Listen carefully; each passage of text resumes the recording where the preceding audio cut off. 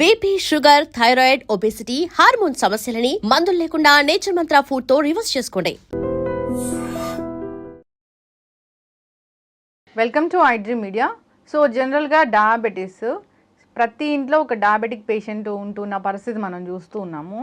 అయితే డయాబెటీస్ అనేది ఎందుకు ఇంతలా పెరిగిపోయింది, రాకుండా జాగ్రత్తలు ఏం తీసుకోవాలి, వస్తే మనం ఫుడ్ ద్వారా దీన్ని కంట్రోల్ చేసుకోవచ్చా, రివర్స్ చేసుకోవచ్చా, తగ్గించుకోవచ్చా, జాగ్రత్తలు ఏం తీసుకోవాలి, పూర్తి వివరాలు తెలుసుకుందాం. మనతో పాటు ప్రముఖ nutritionist and fitness coach Lakshminarayana గారు ఉన్నారు. సార్ నమస్తే అండి. నమస్తే అండి. మీరు ఏం దినాలు చెప్తారు, ఎలాంటి ఫిజికల్ యాక్టివిటీస్ చేయాలని చెప్తారు, ఎక్సర్సైజ్ గురించి చెప్తారు, అసలు ఒక మనిషి అనారోగ్య సమస్యలను ఎలా న్యాచురల్ వేస్లో తగ్గించుకోవాలో చెప్తారు, ఆహారం, ఫిట్నెస్ ఇలాగా. అయితే డయాబెటీస్ సార్ ఇద్దరుంటే ఒకరికి ఖచ్చితంగా ఉంటూ ఉన్న పరిస్థితి మనం చూస్తూ ఉన్నాము. ఎందుకు ఇంతలా పెరిగిపోయింది?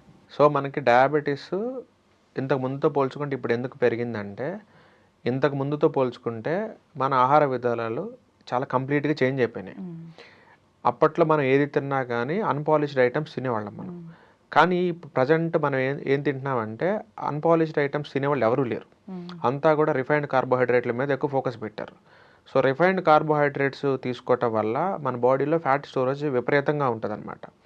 అందుకే ఇప్పుడు చూస్తే మనకు ఒబెసిటీ కేసులు కూడా విపరీతంగా పెరిగిపోతున్నాయి. మీరు ఎప్పుడైతే అన్పాలిష్డ్ ఐటమ్స్ కనుక మీరు తీసుకుంటే మీ బ్లడ్లోకి ఇన్సులిన్ అనేది అంత త్వరగా స్పైక్ అవుతుంది అనమాట. చాలా స్లోగా మీకు energy through out the day release అవుతూ ఉంటుంది. సో మీరు ఎప్పుడైతే ఇన్సులిన్ స్పైక్ని మీరు కంట్రోల్ చేయగలుగుతారో మీరు డయాబెటిక్ని జయించిన వాళ్ళు అవుతారు, అండ్ ఒబేసిటీని కూడా జయించిన వాళ్ళు అవుతారు.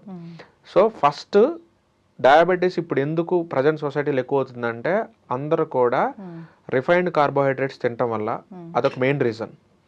సెకండ్ రీజన్ ఏంటంటే అప్పట్లో మనకి ఫిజికల్ వర్కౌట్ అనేది చాలా ఎక్కువ ఉండేది. లైక్ పొలం పనులు చేసినా కానీ, కార్పెంటరీ వర్క్స్ తీసుకున్నా కానీ, ప్లంబింగ్ వర్క్స్ తీసుకున్నా కానీ మనకి ఏదో ఒక ఫిజికల్ వర్కౌట్ ఉండేది. కానీ ఇప్పుడు ఏమైందంటే అందరూ కూడా సాఫ్ట్వేర్ ఫీల్డ్ అని కానీ, యాంకరింగ్ ఫీల్డ్ అని కానీ, లేకపోతే సమ్ మెడికల్ డిపార్ట్మెంట్స్ అయినా సరే, ఎవరైనా సరే అందరూ కూర్చొని చేసే జాబ్లు వచ్చేసినాయి.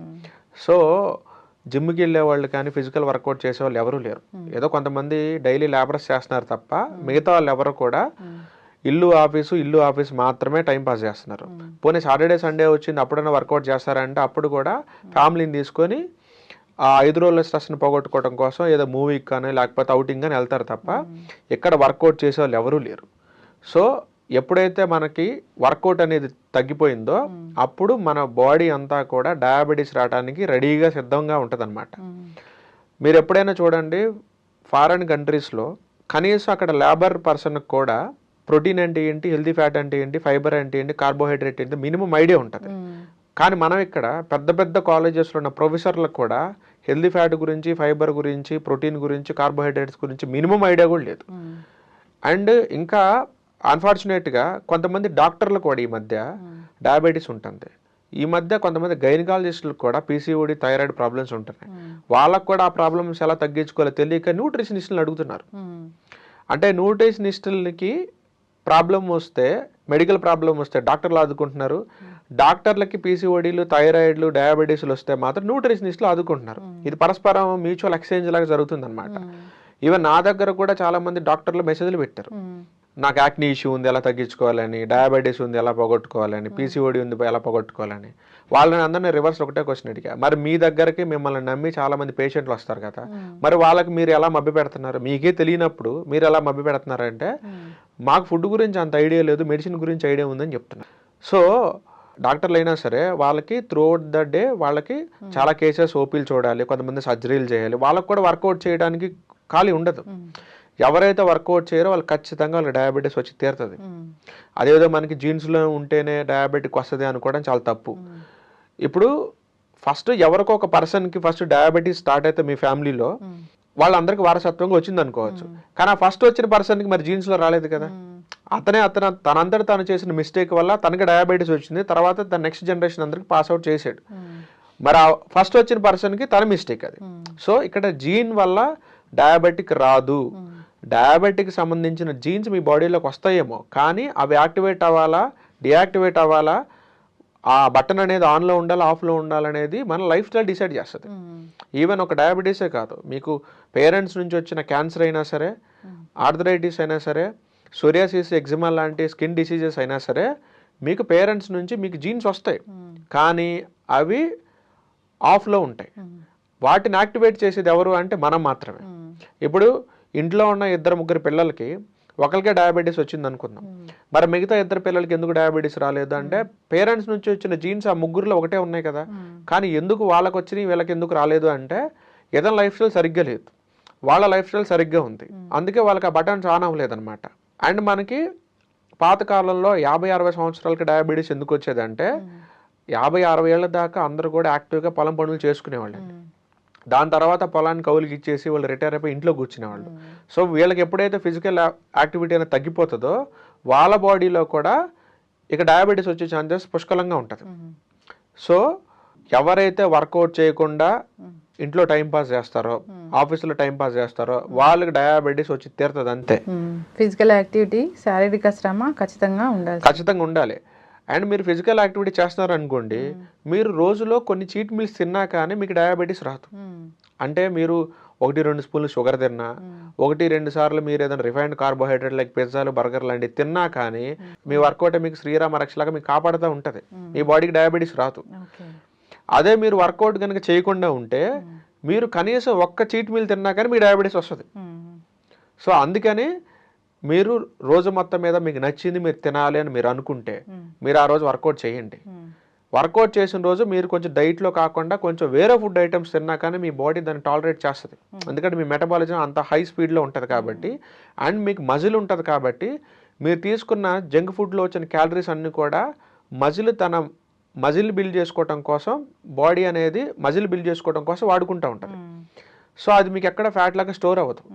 మీరు ఇన్ఫ్యాక్ట్ మీరు చూస్తే ఒక మజిల్ ఉన్న పర్సన్, ఒక మజిల్ లేని పర్సన్ని పక్కపక్కన కూర్చోబెట్టి పెద్ద హండీ బిర్యానీ పెట్టారనుకోండి, మజిల్ ఉన్న పర్సన్ నెక్స్ట్ డేకి గ్రామ్ కూడా వెయిట్ పెరగడం, మజిల్ లేని పర్సన్ ఎవడైతే ఉన్నాడో 1/2 కిలో కానీ పెరుగుతారు.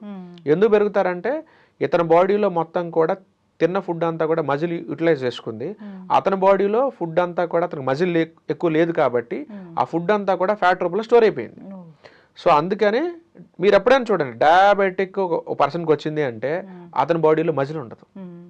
మజిల్ ఉన్న పర్సన్స్కి డయాబెటీస్ రాదు, ఎక్సర్సైజ్ చేసే పర్సన్స్కి డయాబెటీస్ రాదు, రిఫైన్డ్ కార్బోహైడ్రేట్స్ తినని పర్సన్స్కి డయాబెటీస్ రాదు. మీరు ఎలా తినాలంటే నేను మీ ప్లేట్లో కార్బోహైడ్రేట్ ఎక్కడ ఉంది, ప్రోటీన్ ఎక్కడ ఉంది, హెల్దీ ఫ్యాట్ ఎక్కడ ఉంది, ఫైబర్ ఎక్కడ ఉంది నీ ప్లేట్లో చూపించని అడిగితే మీరు నాకు చూపించగలగాలి. నేనేదో అన్నం వేసుకుని తింటున్నా, కూర వేసుకొని తింటున్నా అని మీరు చెప్పకూడదు నాకు.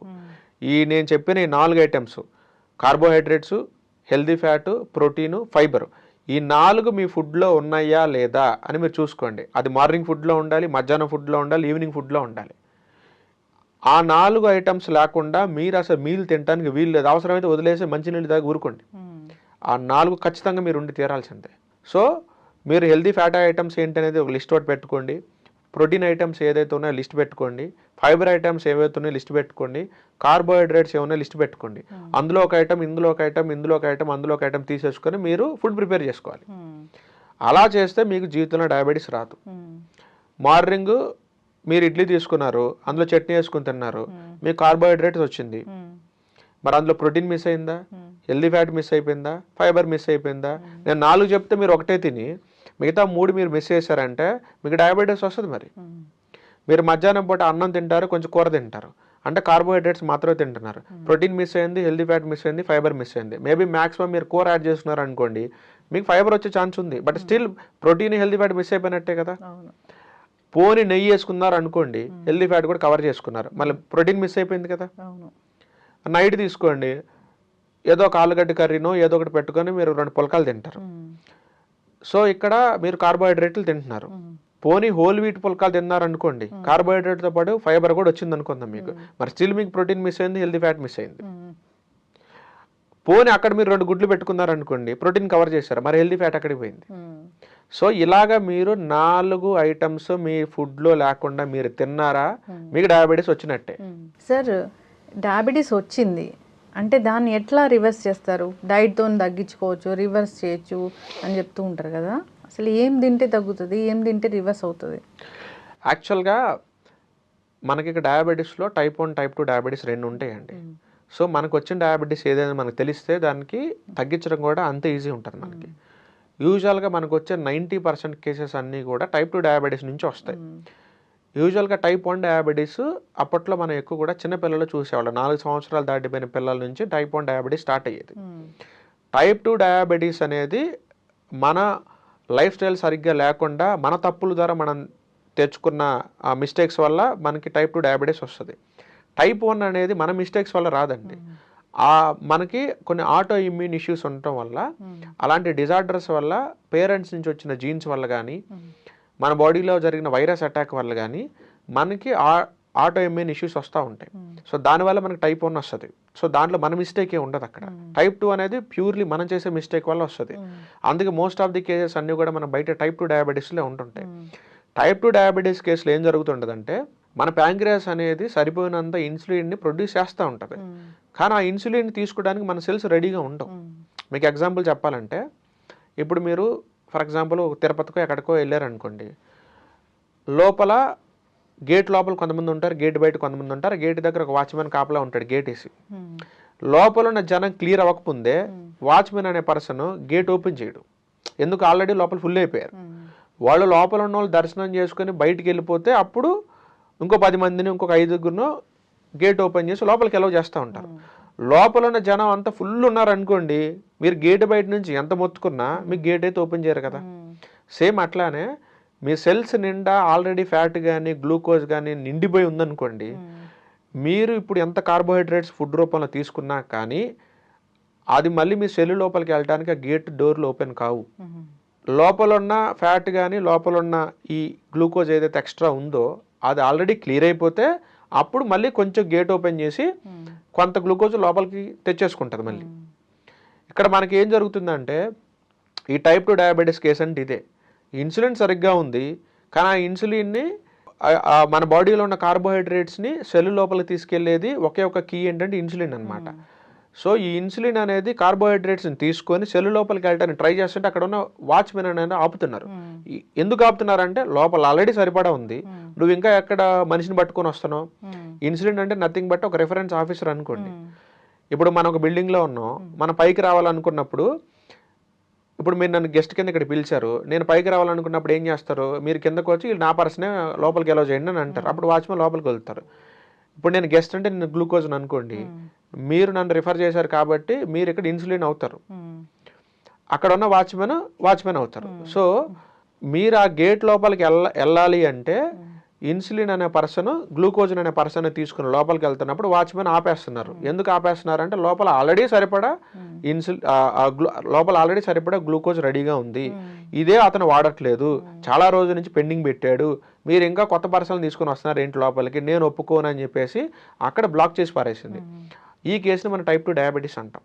సో ఈ కేసులో మనం చాలా ఈజీగా low carbohydrate and high protein and high healthy fat డైట్ని కనుక మనం ఫాలో అయితే ఖచ్చితంగా ఈ కేసుని 3 నుంచి 6 నెలల టైంలో మనం రివర్స్ చేసేసుకోవచ్చు. అది పెద్ద విషయం కాదు. 3 to 6 months చేసుకోవచ్చు. ఒకవేళ చిన్న ఏజ్లో పిల్లల్లో వచ్చింది అనుకోండి, అంటే లైక్ ఇప్పుడు 18-19 yearsలో వచ్చింది అనుకోండి, ఇంకా ఫాస్ట్గా కూడా మనం తగ్గించేసుకోవచ్చు. ఎందుకంటే వాళ్ళకి ఆల్రెడీ వాళ్ళ బాడీలో హ్యూమన్ గ్రోత్ హార్మోన్స్ ఫుల్గా ఉంటాయి కాబట్టి, అవి యాక్టివ్లో ఉంటాయి కాబట్టి వాళ్ళకి చాలా త్వరగా ఇష్యూస్ రిజాల్వ్ అవుతాయి. ఒక 50 ఏళ్ళు 60 ఏళ్ళు ఉన్న వాళ్ళు అనుకోండి, వాళ్ళలో హ్యూమన్ గ్రోత్ హార్మోన్స్ ఏమి ఉండవు, ఎందుకంటే ఆ గ్రోత్ అంతా ఆగిపోయింది కాబట్టి.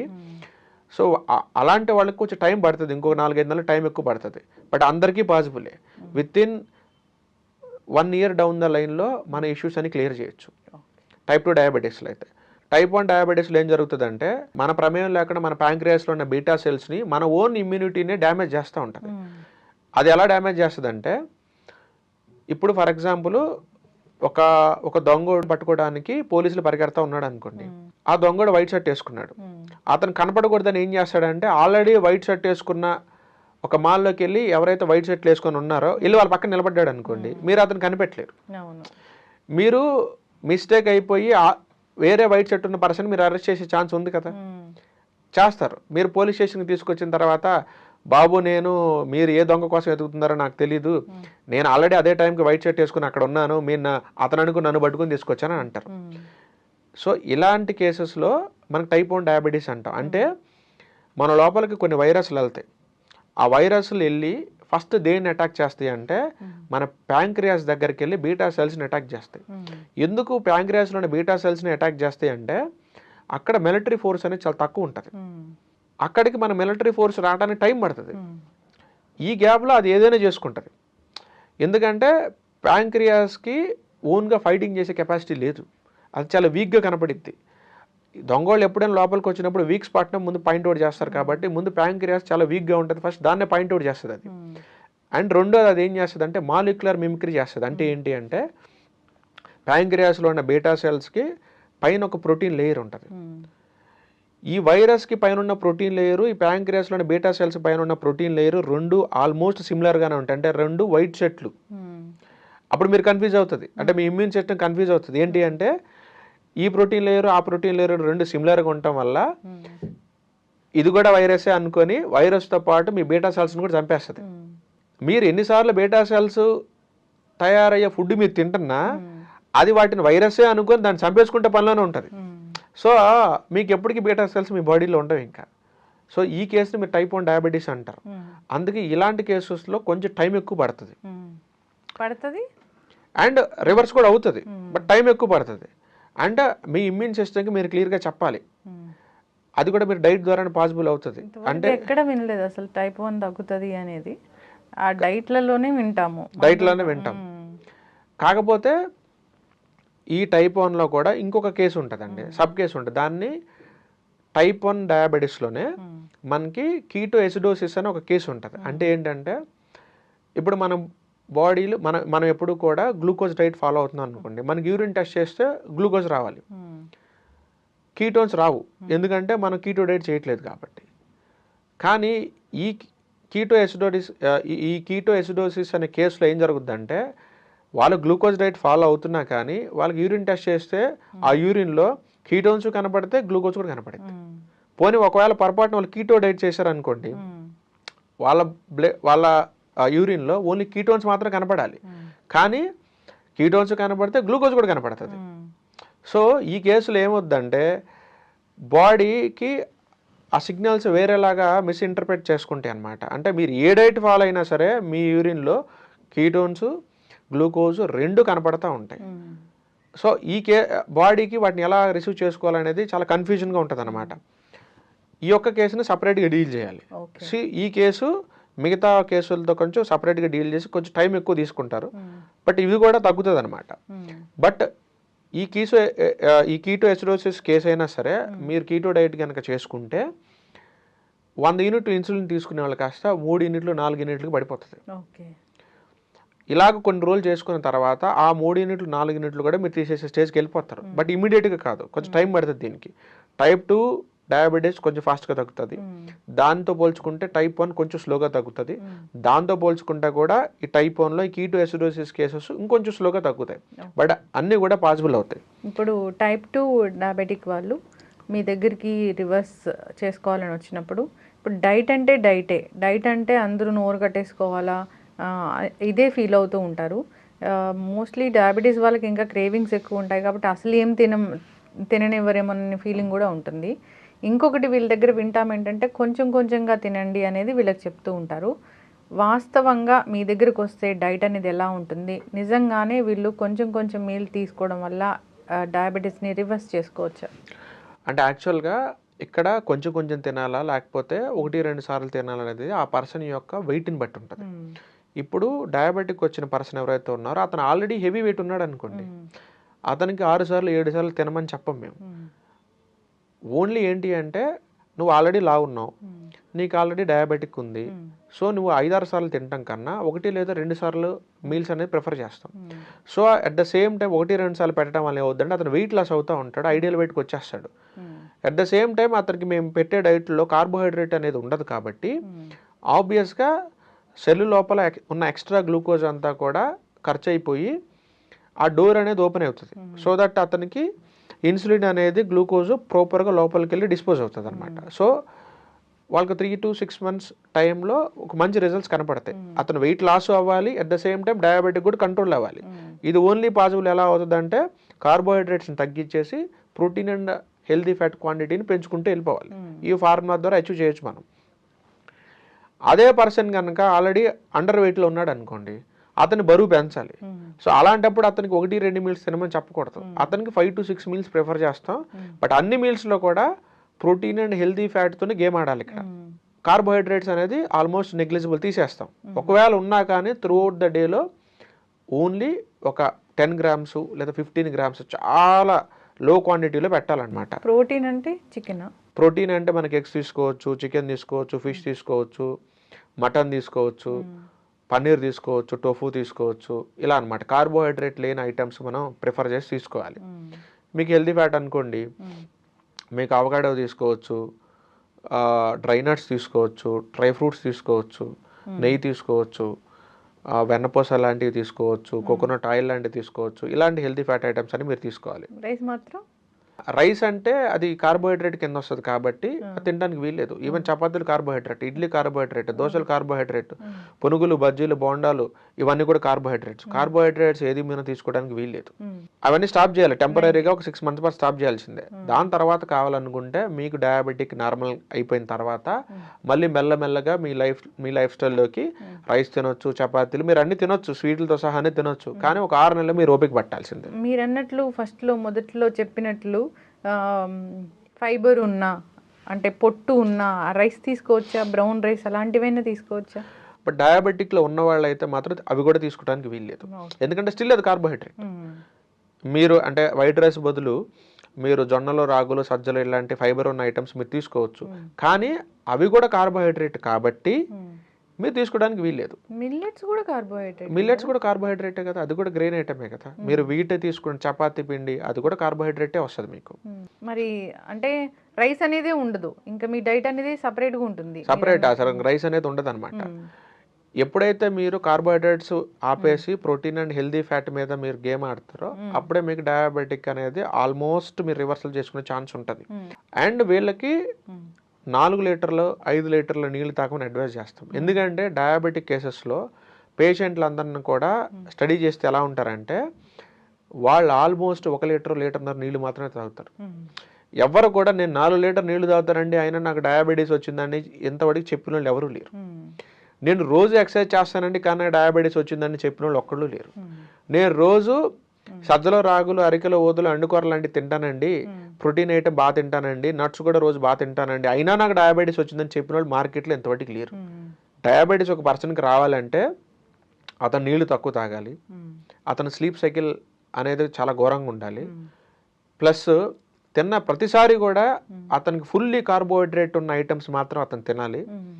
అతను ఎక్సర్సైజ్ అనేది అసలు చేయకూడదు. నీళ్ళు కూడా మ్యాటర్ అవుతుంది. ఎక్సర్సైజ్ అనేది అసలు చేయరు. సో ఇలాంటి పర్సన్స్కి ఎక్కువ మన డయాబెటీస్ వస్తూ ఉంటాం.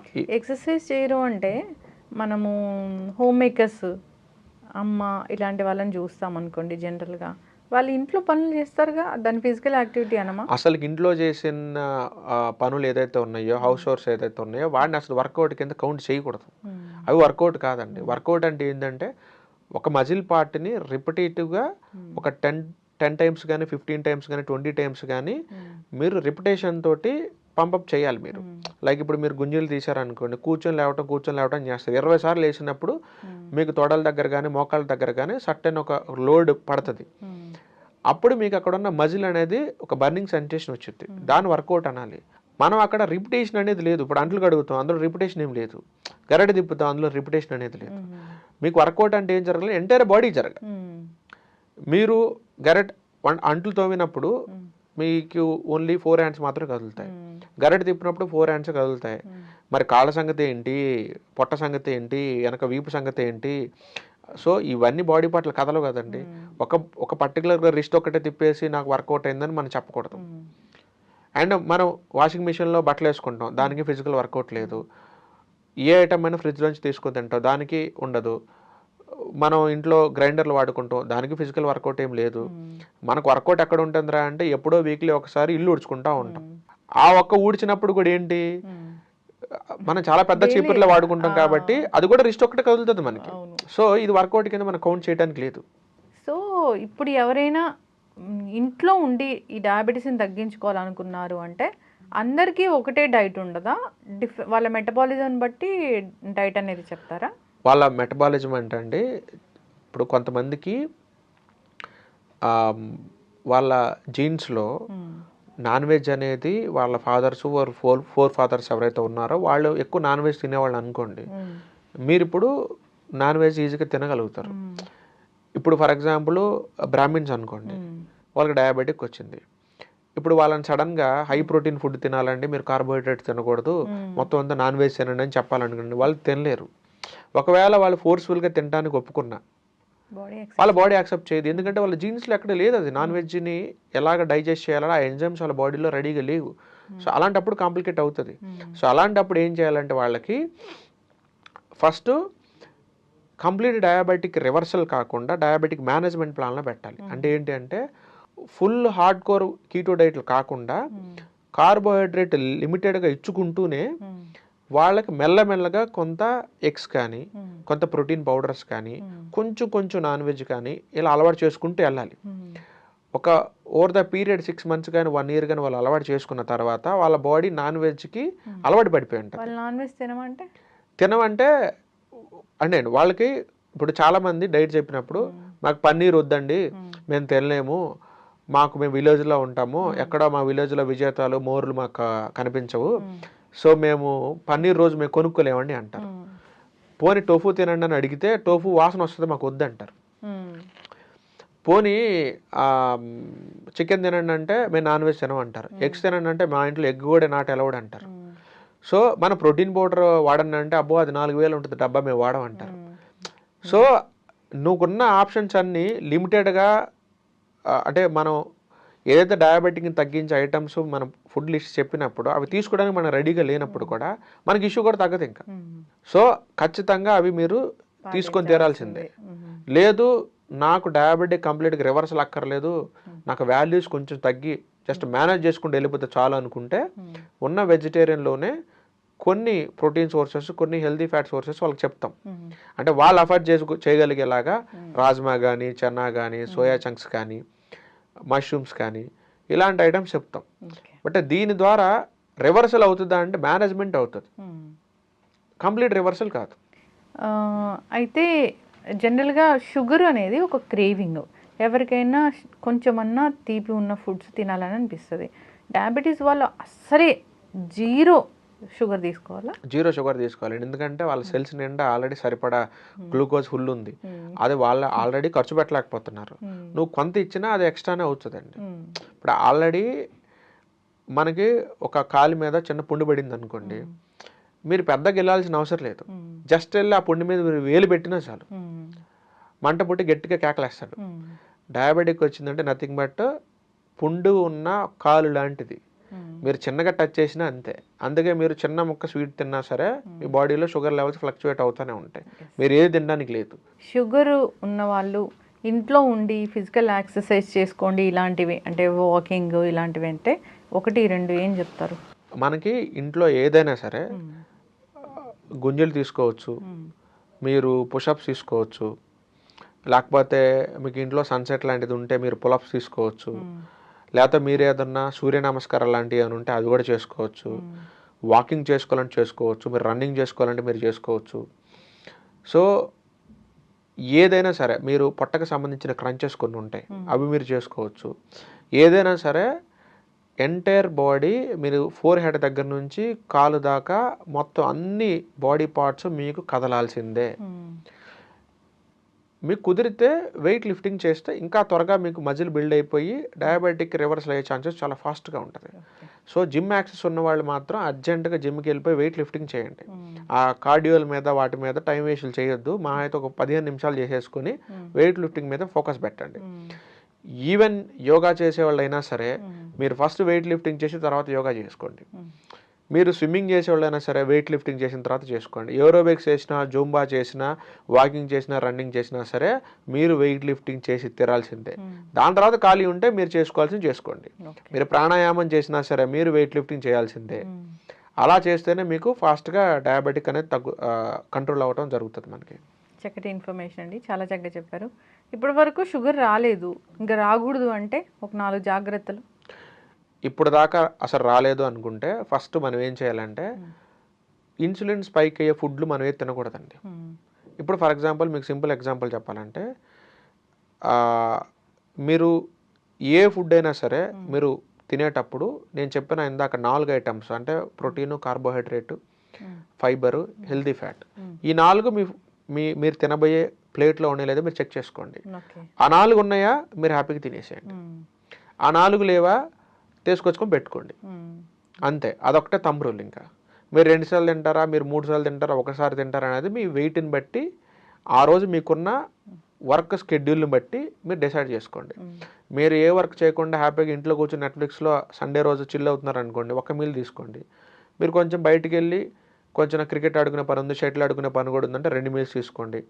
ఆ రోజున బయటికి వెళ్ళి షటిల్ ఆడుకోవడంతో పాటుగా కొంచెం పొలంకి వెళ్ళి పనులు చేసే పని కూడా ఉంది నాకు, లేకపోతే వేరే బయట ఫిజికల్ వర్క్ కూడా నాకు ఉంది అనుకుంటే ఆ రోజు 3 మీల్స్ తీసుకోండి. మీరు ఏ రోజు ఎన్ని మీల్స్ తీసుకోవాలనేది ఆ రోజు మీకున్న పనిని బట్టి మీరు డిసైడ్ చేసుకోవాలి. బట్ తిన్న ప్రతి మీల్లో కూడా నేను చెప్పిన ఈ 4 ఐటమ్స్ మీరు పెట్టుకొని తీరాల్సిందే. అలా తీసుకుంటే మీకు జీవితంలో డయాబెటీస్ రాదు. ఓకే, చక్కటి ఇన్ఫర్మేషన్ సార్. డయాబెటీస్ గురించి ఇంకా చాలా చాలా టాపిక్స్ ఉన్నాయి అడగడానికి. జస్ట్ ఇంట్రడక్షన్ మాత్రమే ఇచ్చాము. మనం సిరీస్ అనేది కంటిన్యూ చేద్దాము. ఏ ఫుడ్స్ ఏముంటాయి ఏంటి, ఇలాగా ఎవరు ఎంత వెయిట్ ఎలా తీసుకోవాలి అనేది మనం కంటిన్యూ చేద్దాము. చాలా చక్కటి ఇన్ఫర్మేషన్ అండి. ధన్యవాదాలు. నమస్తే అండి. And for more videos, Please subscribe to iDream. Please subscribe to iDream. Please subscribe iDream. And please subscribe to iDream. For more videos, subscribe to iDream.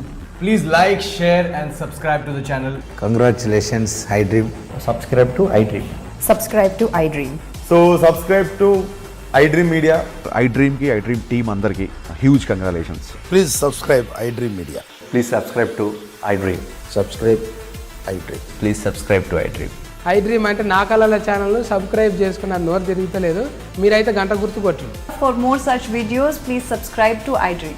Subscribe to iDream. Please subscribe to iDream. Please subscribe iDream Media. Please do subscribe to iDream. Please subscribe to iDream Media. For best entertainment and information, please subscribe iDream. And don't forget to subscribe to iDream.